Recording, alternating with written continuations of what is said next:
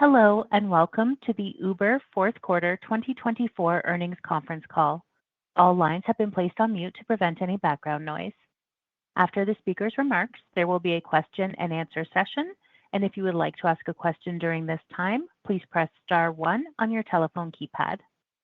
I would now like to turn the conference over to Deepa Subramanian, Vice President, Investor Relations. You may begin. Thank you, Operator. Thank you for joining us today, and welcome to Uber's Fourth Quarter and Full Year 2024 Earnings Presentation. On the call today, we have Uber CEO Dara Khosrowshahi and CFO Prashanth Mahendra-Rajah. During today's call, we will present both GAAP and non-GAAP financial measures. Additional disclosures regarding these non-GAAP measures, including a reconciliation of GAAP to non-GAAP measures, are included in the press release, supplemental slides, and our filings with the SEC, each of which is posted to investor.uber.com. Certain statements in this presentation and on this call are forward-looking statements. You should not place undue reliance on forward-looking statements. Actual results may differ materially from these forward-looking statements, and we do not undertake any obligation to update any forward-looking statements we make today, except as required by law. For more information about factors that may cause actual results to differ materially from forward-looking statements, please refer to the press release we issued today, as well as the risks and uncertainties described in our most recent Form 10-K and in other filings made with the SEC. We publish our quarterly earnings, press release, prepared remarks, and supplemental slides to our investor relations website earlier today, and we ask you to review those documents if you haven't already. We will open the call to questions following brief opening remarks from Dara. With that, let me hand it over to Dara. Thanks, Deepa. So the theme of this quarter is acceleration. We accelerated growth in audience, trips, and the top line. Gross bookings growth on a constant currency basis beat even our own expectations, coming in above the high end of our guidance. This performance was powered by strong product innovation across our platform, driving multi-product use to an all-time high of 37% of Uber consumers. It was also a stellar few months for Uber One membership program, where we added 5 million members in the quarter, bringing our total member base to 30 million, up nearly 60% year on year. We're now 1 year into the 3-year outlook we presented to investors last February, and I'm pleased to say that in 2024, we cleanly exceeded our commitments on all 3 components of that framework. Gross bookings grew 21% versus our commitment to mid to high teens constant currency CAGR. Adjusted EBITDA grew 60% year on year versus the high 30s to 40% CAGR. And annual free cash flow conversion as a percentage of EBITDA was 106% versus our indication of 90+%. We're thrilled with this performance and have started 2025 with a lot of momentum. Despite FX headwinds, we expect continued strong growth in Q1 with 17 to 21% constant currency gross bookings growth and continued profit expansion. Lastly, a word on autonomous. I'd encourage everyone to read our prepared remarks and supplemental slides, where we spend some more time this quarter sharing our perspective on the state of AVs. The key takeaway is that while AV technology is advancing, commercialization will take significantly longer, and we have conviction that Uber will be the indispensable go-to-market partner for AV players. This is undoubtedly one of our top priorities, and we're investing a lot of technical, strategic, and management attention to this topic, with lots more to come. Just today, we announced that Austin residents can sign up for our interest list right in their Uber app to increase their chances of matching with an Waymo AV when we launch next month. With that, Operator, let's take your questions. Thank you. Your first question comes from Brian Nowak with Morgan Stanley. Your line is open. Thanks for taking my questions. I have 2, one on autonomous and one on the core rides business. So the first one, Dara, is on autonomous. As you think about the portfolio of assets you have at the company, how do you think philosophically about investing more in autonomous assets, be it first-party car fleet or other fleet management tools, or where are you on sort of the portfolio of the current assets from an autonomous perspective? And then on the core business, can you just talk to us a little bit about how to think about puts and takes on rides, incremental margins, and sort of profitability in the first quarter and throughout 2025? Thanks. Absolutely. So, Brian, I think on autonomous, we think we are very, very well positioned. We're investing aggressively across all parts of the portfolio. And I think the way that you can think about it is that, every new product that we build, we first build by going out and investing in supply and building out kind of liquidity on the supply side. And you really need that kind of magical liquidity to be able to match kind of variable demand and provide the 5 to 6 minute consistent ETAs in order for the network effects that you see on a local basis for us work. And in autonomous, it's the same thing. Like we did it with taxi, we've done it with low cost, we've done it with high capacity vehicles, we did it for UberX in the past. It's just an investment in building out the supply base to match variable demand, and then the magic happens in a particular city. You'll see that magic in work in Austin coming up in a month. And as far as investments that we make, we're absolutely investing in fleet supply.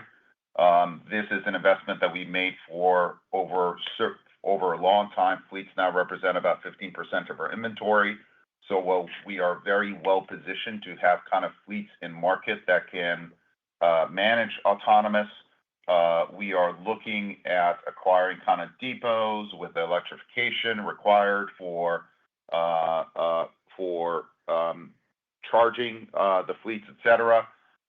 And obviously, we are going out with various autonomous players and building out technical partnerships and then talking with OEMs about securing supply as their manufacturing platforms are preparing to get to scale for the next generation of autonomous.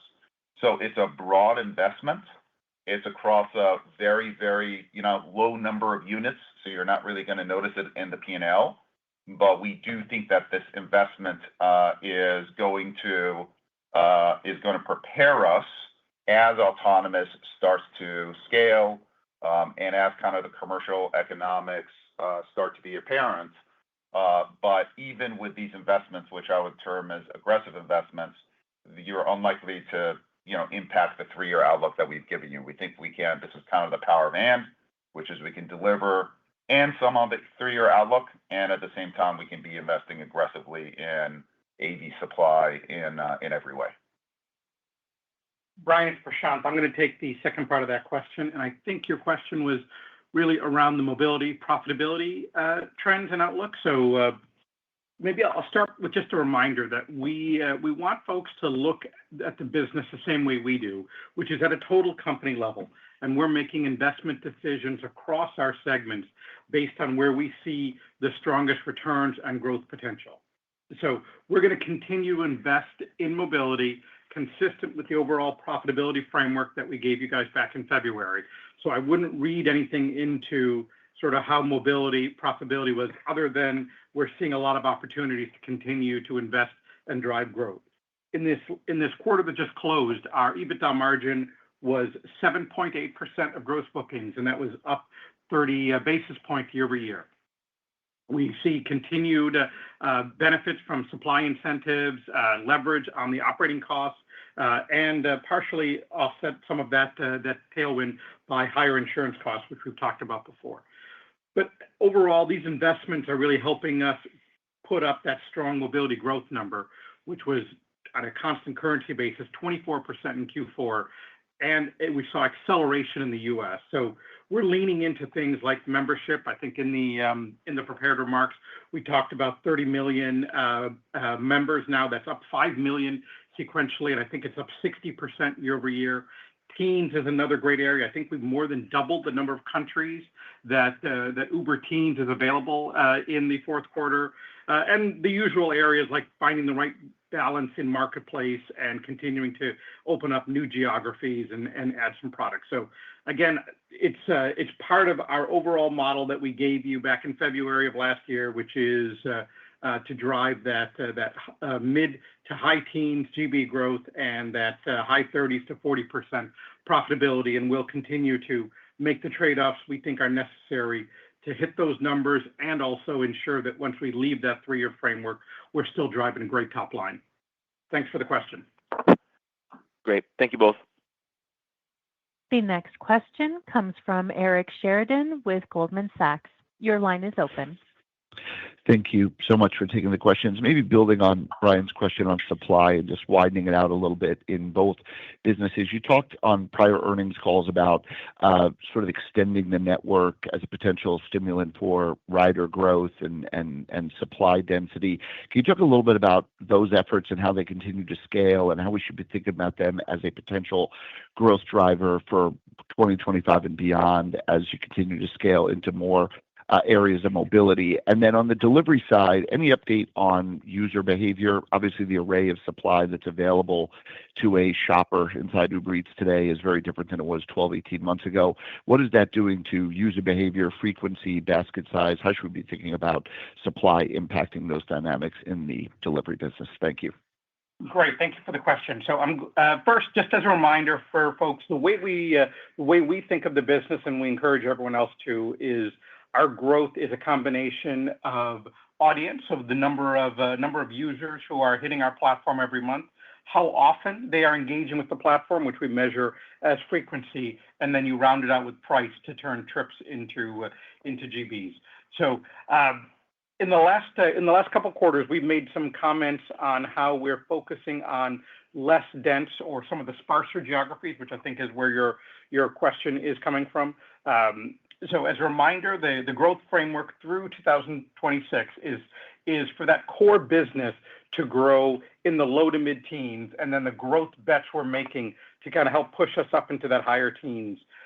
And the initiative that we're focusing on in those less dense or sparser geos is really around driving the penetration into those less dense areas so we can extend sort of the length of time that we can get that core business to continue growing at an attractive rate. One of the things we've observed is that in our more populated or dense areas versus where we were maybe 2 or 3 years ago, growth has started to come down a bit because those areas obviously are more penetrated.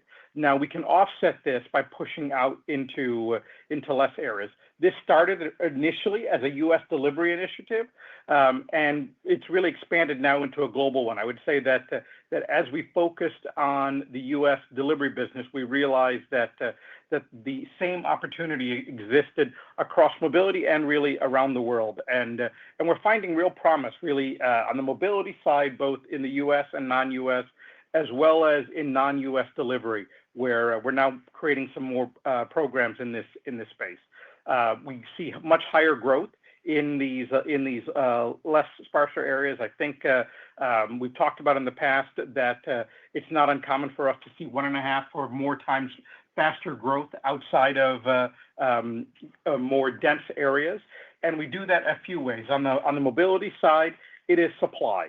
So it's really about where we are investing into supply, such as creating incentives to bring new drivers into those areas, opening more cities and locations. For example, when you think of the UK, you often think of London, but for us now, Liverpool, Manchester, those become areas that we want to continue to grow out in Europe. We've got our efforts to add taxis, which will help us in some of those more sparser populated areas. So once we have the supply, then we can use incentives to make sure the pricing is right to spur demand and sort of get that flywheel going. That is the magic of the Uber marketplace. And then on the product enhancements, I would say that the option that we give consumers who are in some of these less dense areas is they can pay with price or they can pay with time. If you want to pay with price, you can use something like our Reserve product, which will give you a very high accuracy of you'll know when your ride is going to be there. And it allows us to use our marketplace tech to make sure that we find someone who's able to be at the location you want when you need them there. Or if you're willing to pay with time, we extend the wait times, which allow us, again, to use the marketplace algos to find drivers or couriers who are in the region, but may take a little bit more time to get there. And we're finding that in the suburbs, people are more open to longer wait times. And then I think on delivery and the growth rates there, what we're doing, listen, the basics remain the same, which is it's all about selection, it's about price, and it's about quality. In terms of selection, we got over 1 million active merchants, up about 16% year on year. These are big and small merchants. Our sales per merchant continue to increase on a year-on-year basis. But if you look at our total kind of penetration here in our top 10 markets, we have about a third of the merchants out in those markets. So we think there's a huge amount of runway as it relates to selection. Selection increases conversion, but also brings in new audience once eaters figure out that their great neighborhood audience is available on Uber Eats as well. Second for us is price and the number of merchant-funded offers, so to speak, to lowering price is at all-time highs. This is a really important initiative in terms of merchants being able to promote on the network and getting boosted in terms of their sort order for that promotion. And then membership, which Prashant talked about, now 30 million members, up 60% year on year. That's able membership essentially effectively is delivering discounts to our most loyal members. So price is actually something that we're very, very actively working on. And then, of course, quality, making sure that our defect rate continues to go down in terms of making sure that every delivery is a perfect delivery. And then on the back-end side, for example, as it relates to shoppers for grocery, we're really focused on the quality of those shoppers. It's a lot easier, for example, just to deliver, let's say, an online food delivery to home, shopping for 20 items, 25 items, and getting it perfectly right is much more of a challenge. So we're really shifting our marketplace metrics from cost and efficiency to cost, efficiency, and quality as well. So when you bring all that together, selection, price, quality, increased marketing campaigns, hopefully you'll see our Super Bowl campaign out there. You get a good combination of growth in merchants, growth in audience, growth in frequency, and it's all powered by our push into less dense areas and membership as well. So we're very, very happy with the trends there. You saw delivery gross bookings accelerate quarter on quarter, and we think that's just more evidence that we've got a long, long runway here. All right, next question. The next question comes from Justin Post with Bank of America. Your line is open. Great, thanks. Appreciate it. A couple of questions on the prepared remarks. Dara, you mentioned 9 different AV companies and also OEMs in your prepared remarks. U.S.-centric, we're only really seeing 2 companies with really high visibility right now. Can you talk about how you think the market could evolve from here and why it might not be just 2 companies and what you're seeing globally?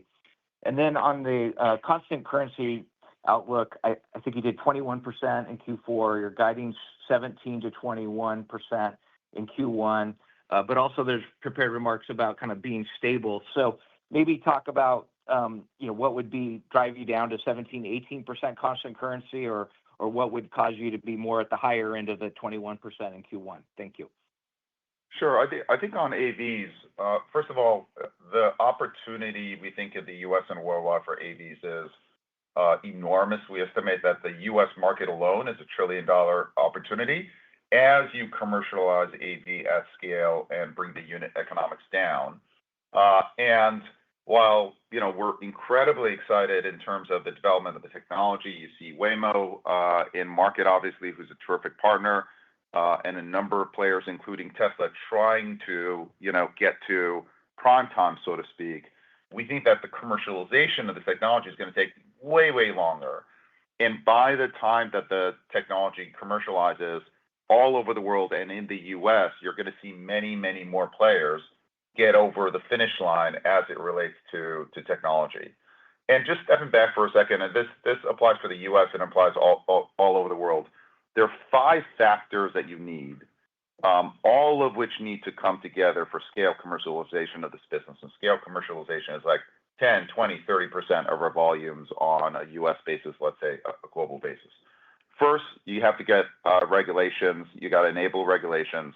There are national regulations, state regulations, city regulations. It's pretty complicated. Obviously, regulators have to be get comfortable with this new technology on the streets affecting our everyday.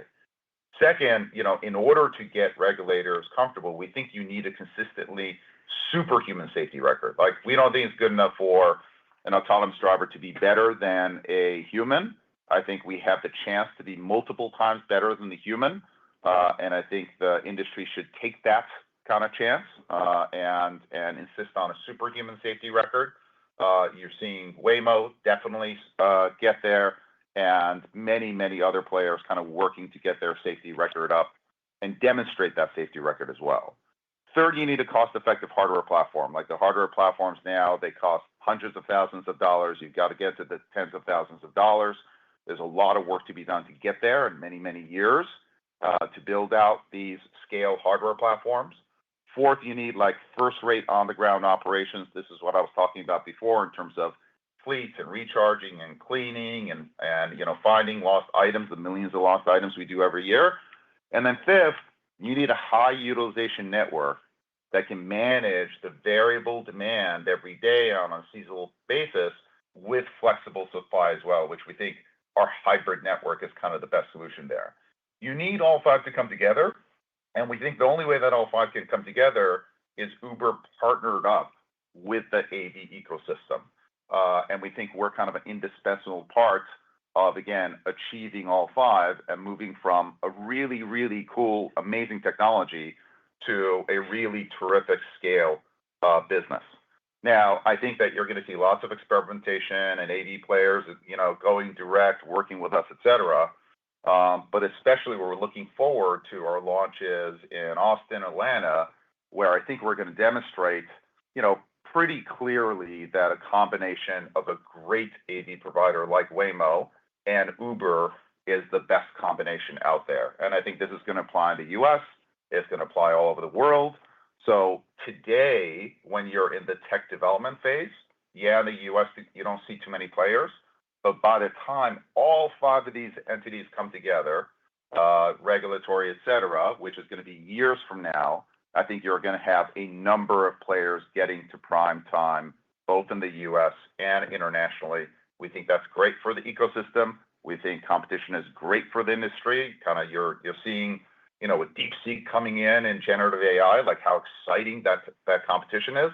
And we think the same thing that's happening in generative AI is happening in AV as well. You'll see it definitely in the US, and you're going to see it all over the world. Justin, I'll take the second part of that question, which I think was on putting our Q1 guide in perspective.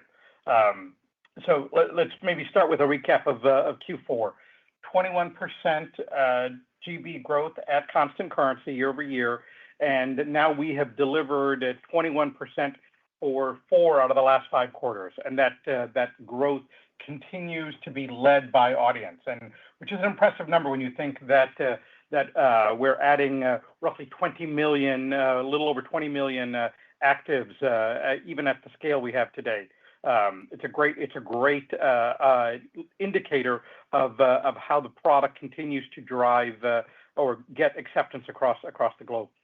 When you look at our Q1 guide, we outlined that it's going to be relatively similar to Q4 on an underlying basis. So that is 17 to 21% on FX neutral GB growth, and great leverage on that with about 33% at the midpoint for EBITDA. So I'll break down some elements of that GB growth to help put it in context. First, our guidance for the first quarter includes us overcoming some notable headwinds. First, we are lapping a leap year quarter from last year. And in the Q1 guide, we've already incorporated the impact from the devastating fires in Los Angeles, as well as some unusual weather patterns, particularly in the south, where there were some crazy snow that came through there, which did shut down a number of cities. So just making those adjustments there, you can easily get to another 1 to 2 points of GB growth if you were to normalize for that. Second, we've got the growth in Q1 again, going to be led by audience, similar to what we saw in Q4. So we probably see a little bit of a rinse and repeat in terms of the breakdown between audience and frequency in Q1 versus in comparison to Q4. And third, where I'll spend a little more time just to help people understand, is how to think about foreign exchange within the context of Uber. So we're expecting FX to be a larger top-line headwind in Q1. Think 5.5 percentage points of headwind, and that compares to closer to 3 points in Q4. And about half of our GBs come from outside the U.S. And then of those that are outside the U.S., Latin America, which is a sizable region, represents about a quarter of our international GBs. So now, focusing specifically on Latin America, we had a number of countries that saw significant currency depreciation against the U.S. dollar, notably Argentina, Mexico, and Brazil. And these are top 20 countries for us. So we certainly feel the impact of them on the top line. What is helpful for folks to remember with regards to Uber is while we price our trips or our orders in local currency, we also pay our drivers and merchants in local currency. So that creates a natural hedge, meaning that our profit exposure from those foreign currency fluctuations, they tend to be driven by those U.S. dollar denominated expenses, which will be some of our tech organization, our G&A, and other U.S. built cost structure.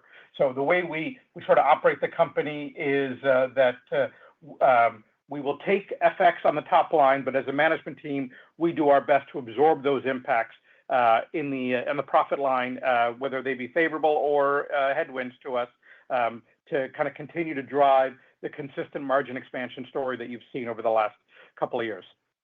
And Justin, I just one comment from me. Listen, I think a lot of investors ask how long can Uber keep growing at this scale as fast as it does, and sometimes on planning time we do as well.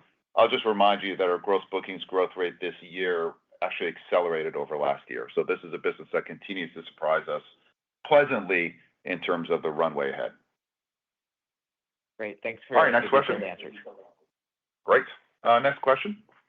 The next question is from Doug Anmuth with JP Morgan. Your line is open. Great. Thanks for taking the questions. I have two. Dara, first, just following up on the AV commercialization challenges. I'm curious if there's anything additional you can share on your experience with Waymo in Phoenix and just how you're helping drive utilization and demand there in particular. And then for Sean, just given the healthier pricing backdrop in rides that we're seeing through 25, can you just talk about how you're thinking about sustainability of insurance costs and those slower insurance price increases through the year? Thank you. Absolutely. So, Doug, in terms of AV, the first thing that I would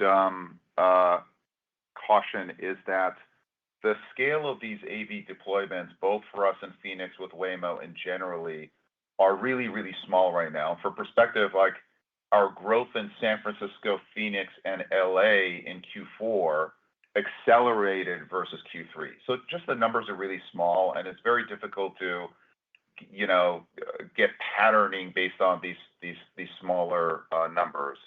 Our very, very early experience in Phoenix suggests that, and some of the other deployments that we've got suggest that the Uber network is able to drive significantly higher utilization versus any kind of first-party network could, just because of the scale and the variability in terms of supply and demand in a particular market. The other pattern that we see is customers love the product. So the opt-in rate for customers, the second time that they're offered an AV, is significantly higher than the opt-in rate the first time. So it's a great product, and you see that in terms of pricing. You can actually price the product at a premium too, which is terrific. So those are it's a great product.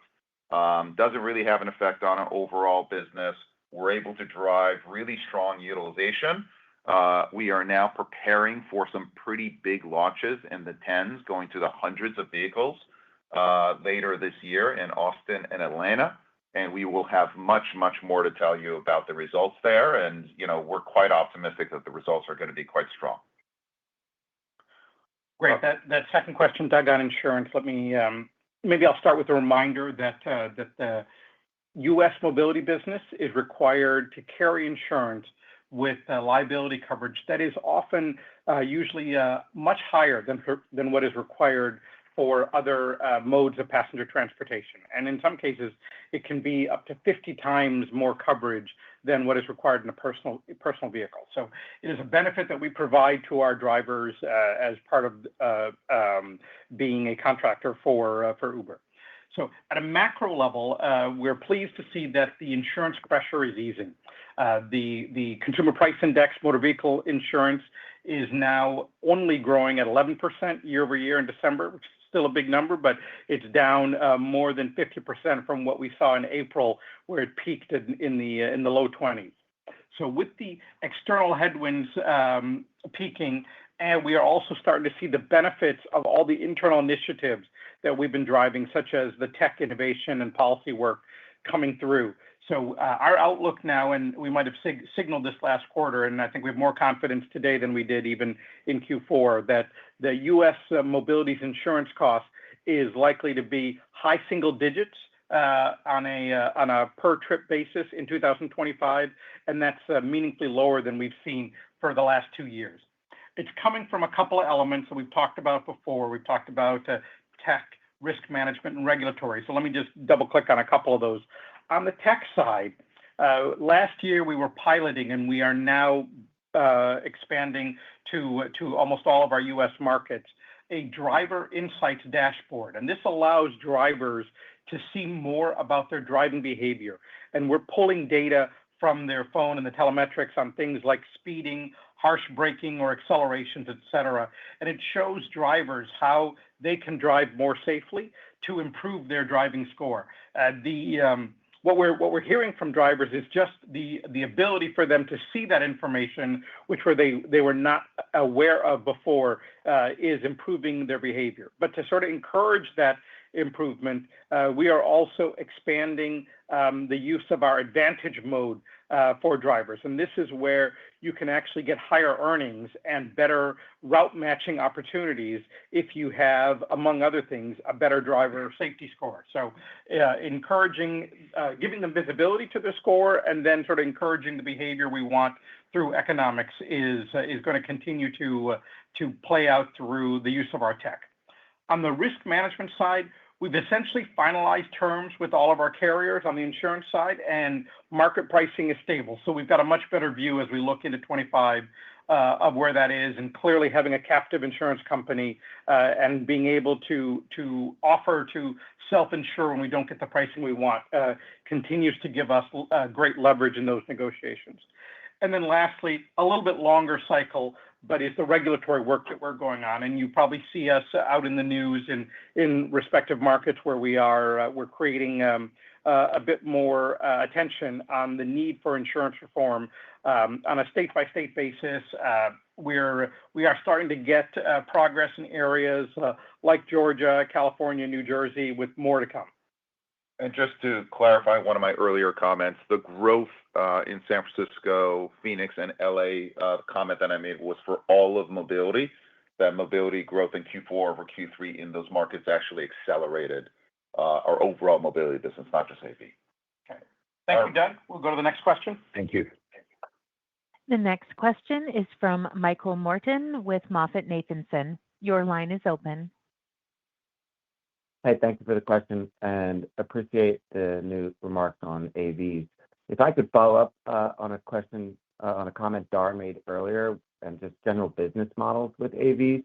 When you talk about securing supply from OEMs, are you speaking about Uber buying cars directly? And then when you're thinking over the long term about potential business models with AVs, could you talk about an agency model versus a merchant model of renting AVs for the day?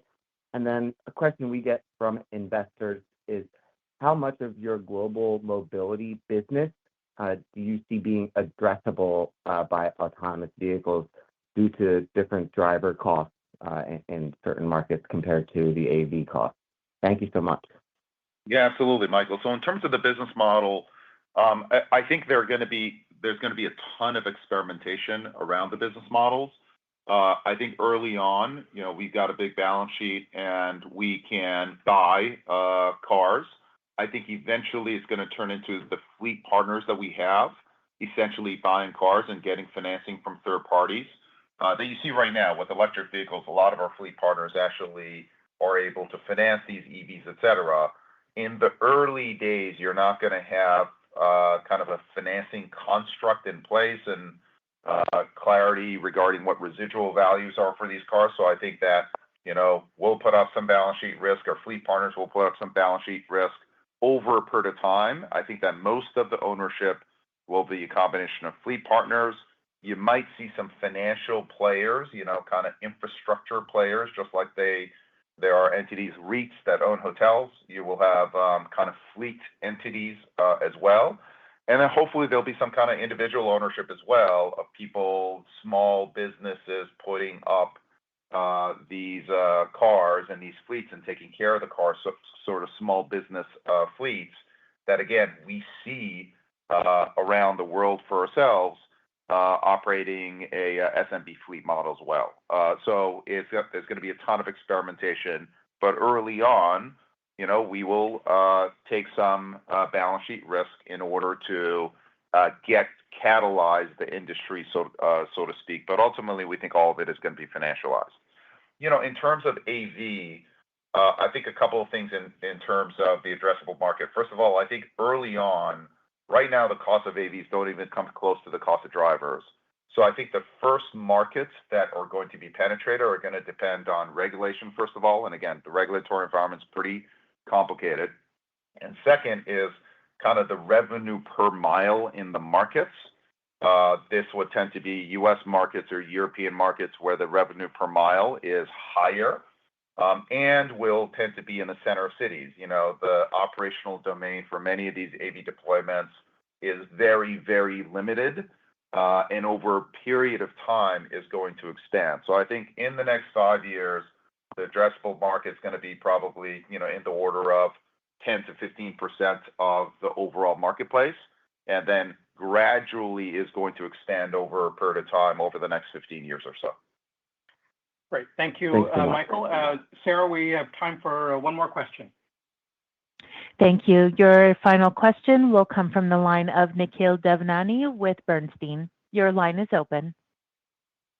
Hi, thank you for taking the question. Dara, last time you talked about price elasticity, and today the letter talks about affordability. And the Q1 EBITDA guide suggests it's starting to moderate that profit growth. First, how much of this EBITDA guide is impacted by FX?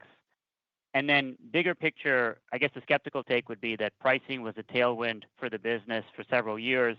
We're now hitting that ceiling, and as you push more on affordability, it's going to be a headwind to margins going forward. So in your view, why is that not the right take? How do you eventually get a good return on these lower cost rides and drive operating leverage in the mobility business if you're leaning into that value proposition for consumers? Thank you.